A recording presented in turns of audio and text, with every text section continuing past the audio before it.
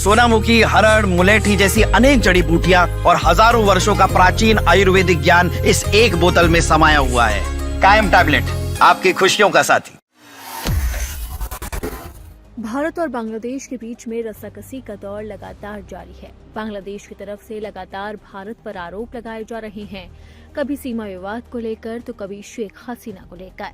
वहीं इन विवादों के बीच में अब बांग्लादेश ने सीधा आरोप मढ़ा है अडानी ग्रुप पर, वो भी बिजली को लेकर, और ऐसी बात कह दी है जिसके बाद बवाल छिड़ सकता है और बांग्लादेश खुद ही घिर सकता है।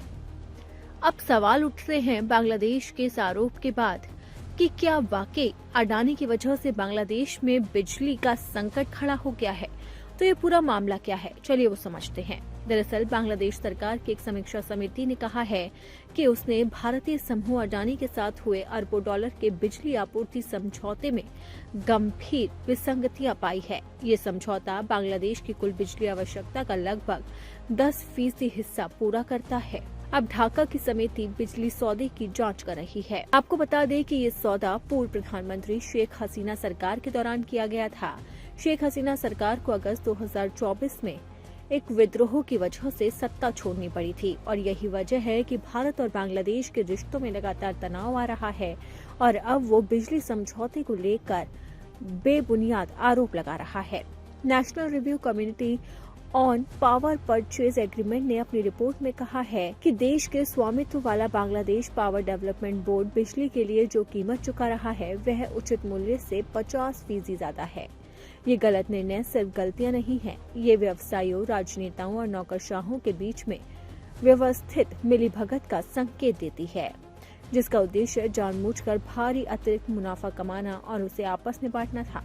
रिपोर्ट के मुताबिक अडानी के गोडा प्लांट के कॉन्ट्रैक्ट के लिए 4 से 5 सेंट प्रति यूनिट की अतिरिक्त कीमत का अनुमान लगाया गया है।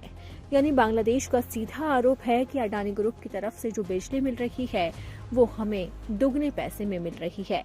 और इसी आरोप को लेकर अब अडानी ग्रुप के प्रवक्ता ने भी अपनी सफाई दी है और अडानी ग्रुप के प्रवक्ता ने प्रतिक्रिया देते हुए कहा है कि उन्होंने अभी तक रिपोर्ट नहीं देखी।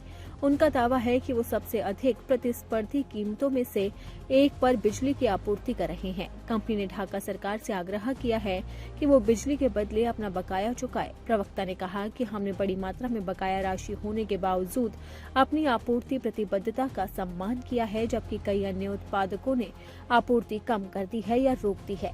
इतना ही नहीं, अडानी ग्रुप की तरफ से ये भी कहा गया कि बांग्लादेश पर उसके बहुत रुपए बकाया है, लेकिन इसके बावजूद उन्होंने पड़ोसी देश की बिजली नहीं काटी है। यानी कि अब साफ है कि बिजली मुद्दे पर भारत और बांग्लादेश एक बार फिर से आमने सामने आ गया है। तो अब अडानी ग्रुप की सफाई के बाद अब देखना होगा कि बांग्लादेश की सरकार क्या कहती है।